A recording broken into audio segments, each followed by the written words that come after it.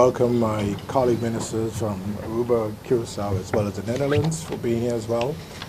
We are going to sign the decision list based on our agenda and agreements that we made today. So I'm going to go ahead and do that, and then we'll turn over to the questions. And making a big compliment to the people of St. Martin. I was here last time in May 2018, and it's really great to see how with strength and perseverance the island and the people of the island have really made a great recovery operation so far. I was really impressed by that, and of course I was also impressed by the hospitality of Cornelius, who gave us a speech on how indeed all people have been engaged in, well, bringing the island back to where it was. I think today again showed that we're making progress in the cooperation between the four countries in the kingdom. This also maybe has to do because the four of us started as baby ministers in the beginning of 2018 together, and we're growing and growing, and maybe in the future we'll be considered true adult ministers. But that helps a lot in strengthening the cooperation. The Netherlands is really happy that the police cooperation is developing so well, and we've announced that we will invest in the regional police cooperation under 4.4 million, and we are also very happy about the way the law enforcement will continue to grow between the countries in the region. Also, the baseline, we've been presented with a follow-up plan on the baseline regarding borders, and have all four shown commitment to bring that in the next phase. And finally, I think it becomes a tradition that every time we have this JVO, we sign a document which shows the positive intentions that are there. This time it's the letter of intent, but not only the letter of intent, it's also the appointment of the new leader of the RST, Recherche Samenwerkingsteam, and really working good together. A lot of progress. So it was a fruitful visit to St. Martin. of course, thank my justice brothers. It's important that when you work together, and this is our fourth AVO together, you really begin to understand each other. Sometimes you have to challenge each other, and then you eventually work together, and then you sign the documents that solidify that we are working together. And I want to say that I couldn't have done it without them and their input. Even when it comes to the RST selection of the head, St. Martin had a member on the selection committee, which shows our input in it as well. The best candidate was chosen, and we will continue to work forward with them. I believe all my colleagues covered the subjects regarding the strengthening of the law enforcement, the cross-border crime and the cooperation, the police, the Recherche Samenwerking, with the RC working together in the region, information and data exchange and the sharing and processing of it, the prison system, immigration and refugee policy, the law enforcement council, judiciary, public prosecutors, and the legislation. So these are all areas of where we have found to work together, and I don't need to recap them. I believe what our colleagues have said is very important. The fact that we're trying to also get the prosecutors and the OM, as they say, look more like us, and we call it professionalization, says a lot, because on Aruba and Curacao they already have some, but in St. Martin we don't. So I think this is another area of, again, showing a lot of maturity, and we look forward to continue working together at the next year video on June 14th and 15th, which will be held in Curacao. And if there are any questions, we open up the floor to do so now. Excellencies, Minister, you spoke of the appointment of the new head of the RST. Elaborate a bit more on that. Who is this person? Yeah, better. Yeah, he's a very experienced police officer from the Netherlands, where he has a very good year of birth, which happens to be my year of birth as well, but that may be a coincidence. He's very experienced in both actual working in the field as well as managing parts of the police force. And the board of the Dutch National Police was kindly requested whether they could, well, really send someone who was of the, let's say, the upper layers of management, and this is a very excellent candidate that is now being appointed.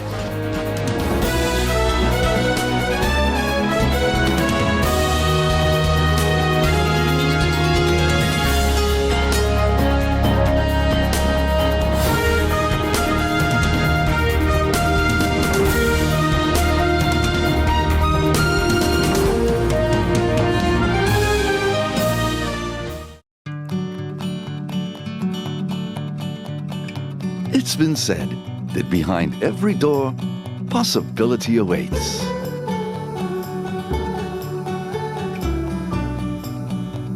How much possibility depends on which door you open first.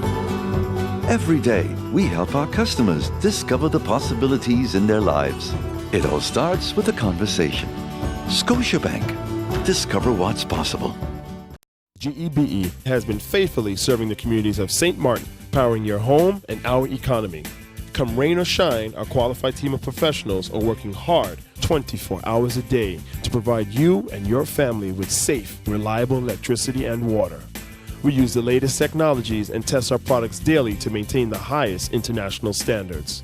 Our friendly staff is always there to assist you, whether in person, over the phone, or online.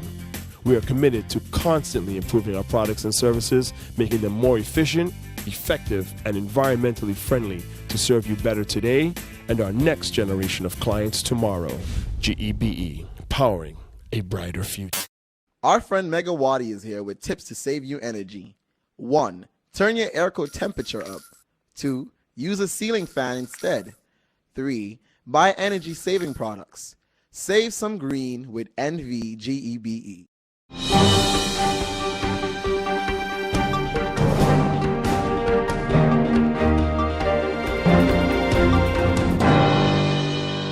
Minister of Tiat confirms that the St. Martin Medical Center tariff increase was unlawful before November 2018.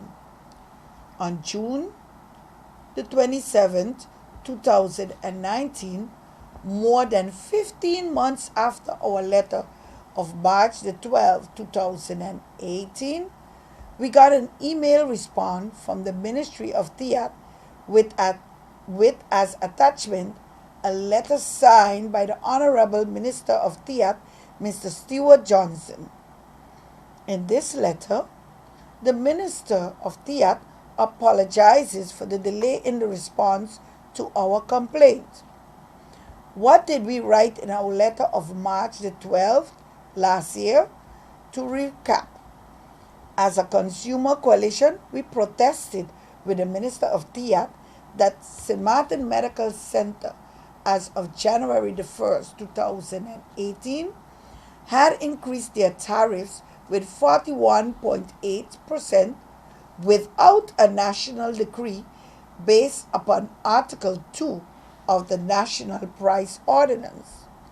With such a decree, which authorized a change of the existing tariffs, the 41.8% was unlawful.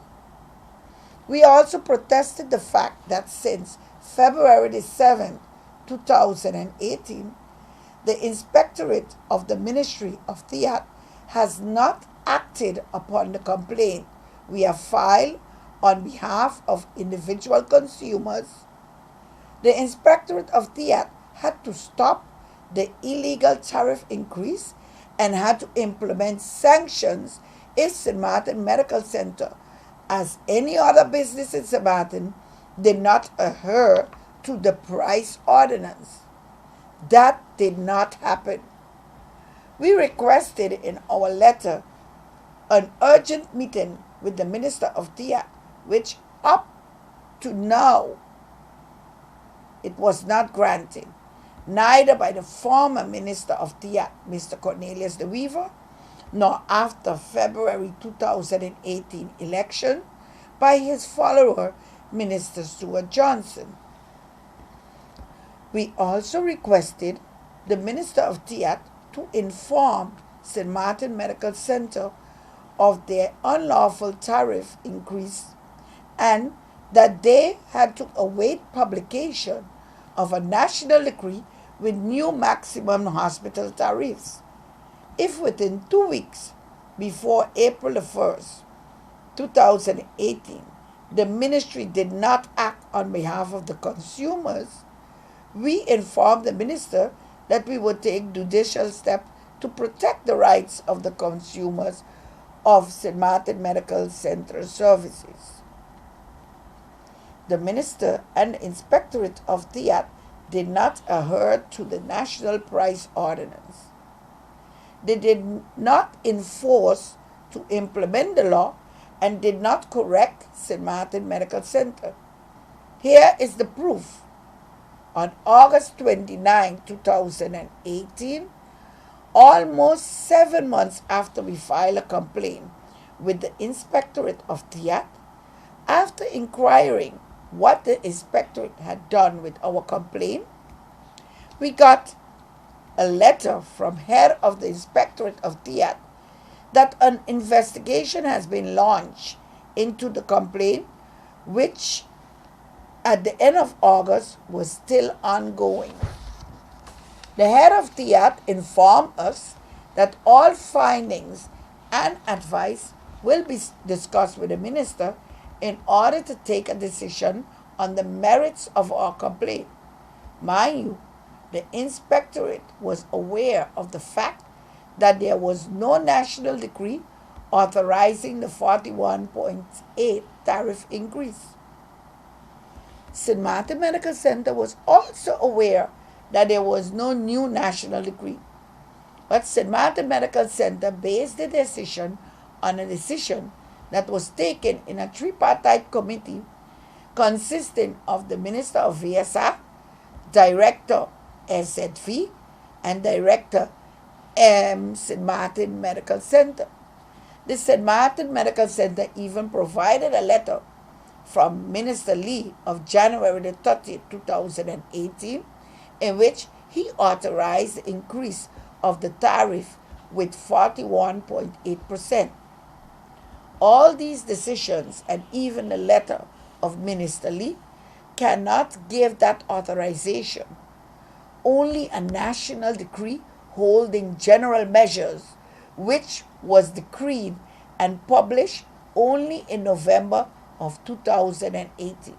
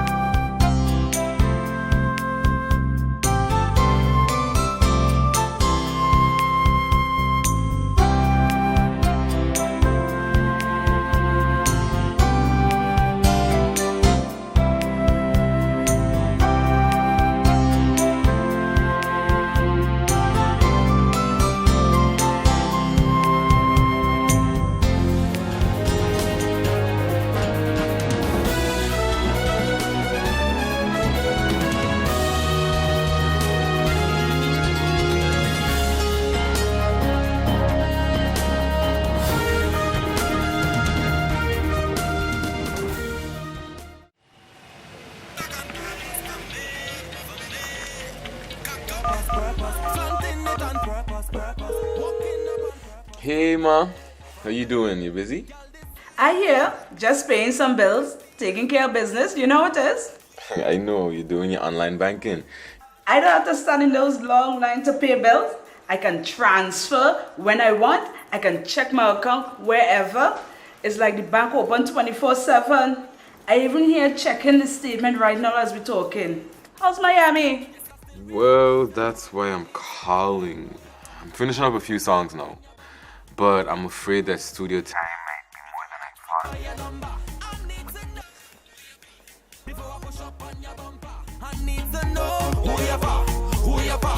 thought. And I was wondering if I could get some help with some funds, and I could pay you back as soon as I get back to St. Martin. Let me check my account. How much you need? I think 500 should be enough. I can transfer it to you while online. Direct from me to you. No problem. Great. Thank you so much, Ma. I'll get online with Viv now. All right, darling. You know who you're for? I need to know who you're for. Contact WIB today for your complete personal online banking experience. Available for all mobile devices. The Windward Islands Bank, now your online banking partner.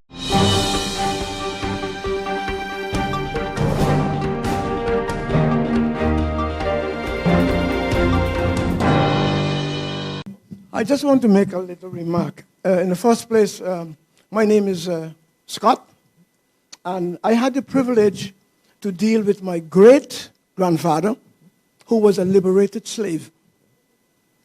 I heard a remark made just now about kidnapping. The United Nations had a program, I think it was in the 90s, and it was called Breaking the Silence. And out of that excursion came the remark that the majority of the slaves that were imported from Africa were delivered by Africans to the colonizers. My question, based on that, my question is then, to whom should we look for apology? Thank you. I'm going to leave you with this. Reparation, make amends, restitution, compensation, recompense, atonement, indemnification. Call it what you want, but reparation is a phantom operation. Like Bakari said, let's create our own economic power. Only then can we devour the current ever-present white power. Butte feels that blah, blah, blah should become more than that. Just instead become a reality. Expose the oppressors on the bloodstained wall. I'm African, so I'm African in the sense that I actually come from the continent. I'm a mixture. I'm mixed with Uganda and Rwanda. What's interesting for me, or the reason I came here, is because since I arrived 9 months ago to your island, and I've been trying to learn as much as I can about the people. When I was told that I'm going to move to the Caribbean, I thought, yes, finally, because I've spent 35 years in Europe. So I was finally going to be with my people, right?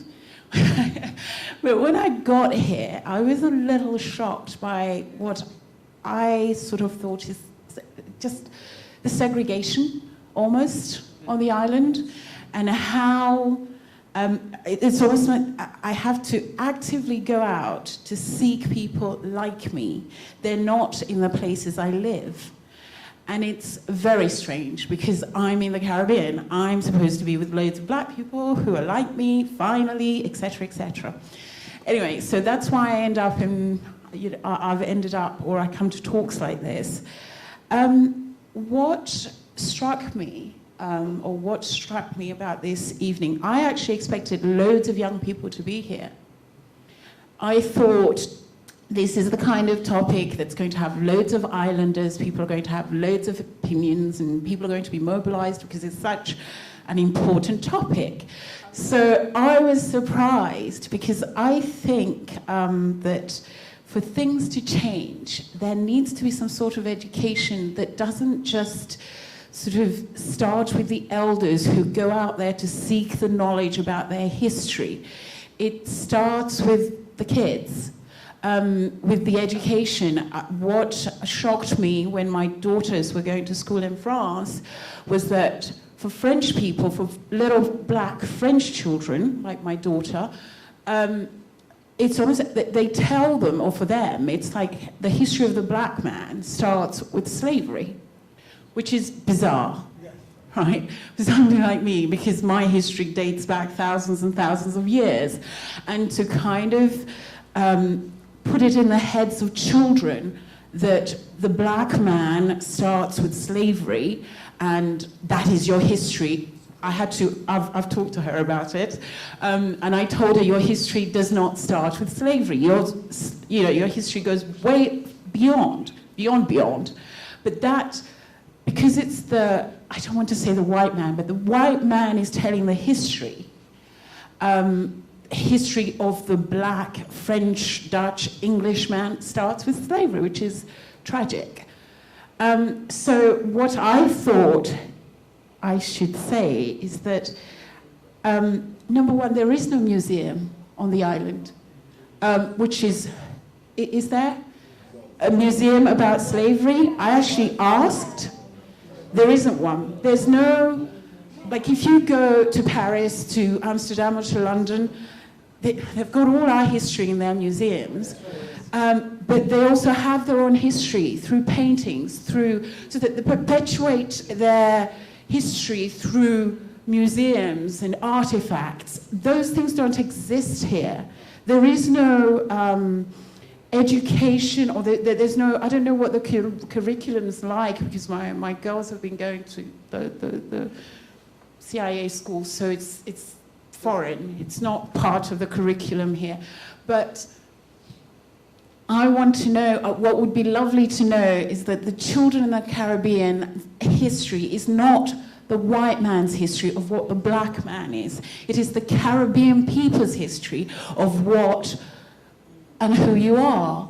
And I don't know if you have lobby groups to kind of, lobby for that with the government, with the authorities who set the curriculum.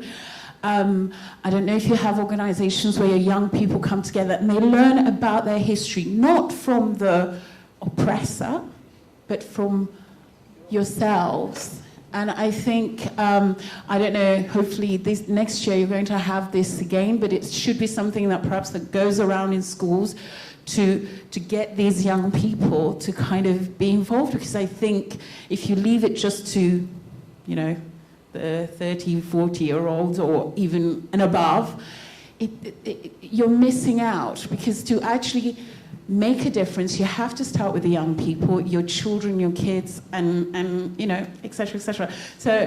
So yes, that's what I wanted to say. I just wanted to say that hopefully something that will come out of this is going to be some sort of educative, or, I don't know, something to teach the children here what their history is, and not history stated by the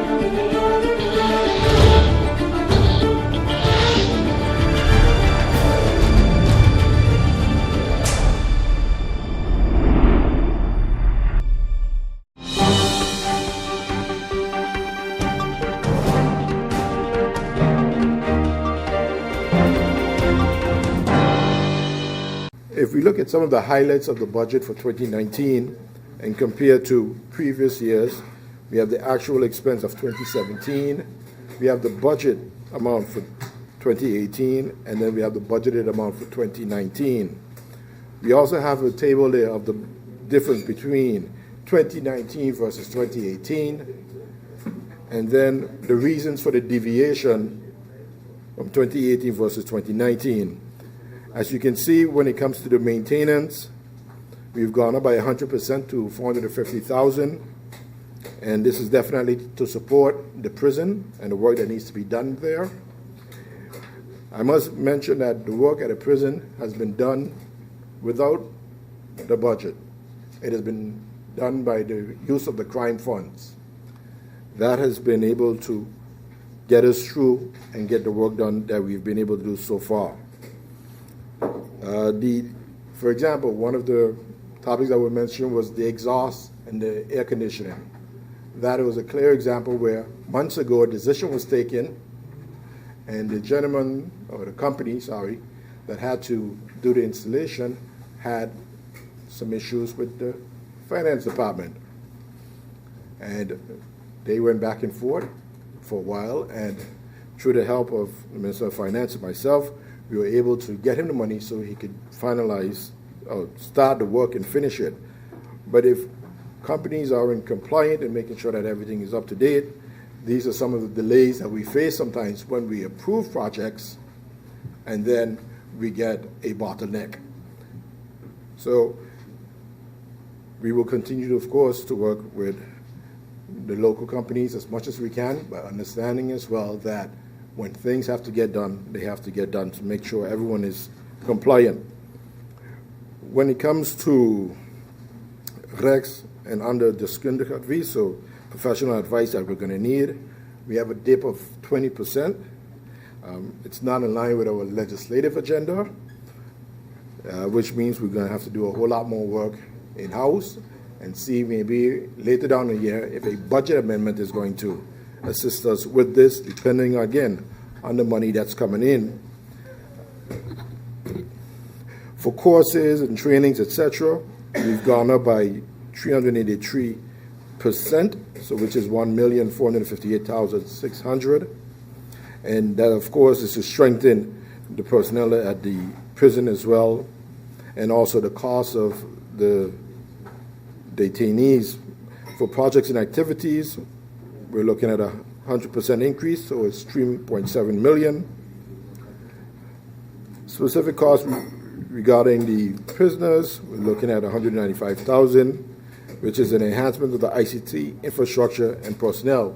We actually have a prison management system now that's being used for a pilot project to make sure that we understand what really needs to be done, and it has already given us great numbers and statistics so we know who's who and why.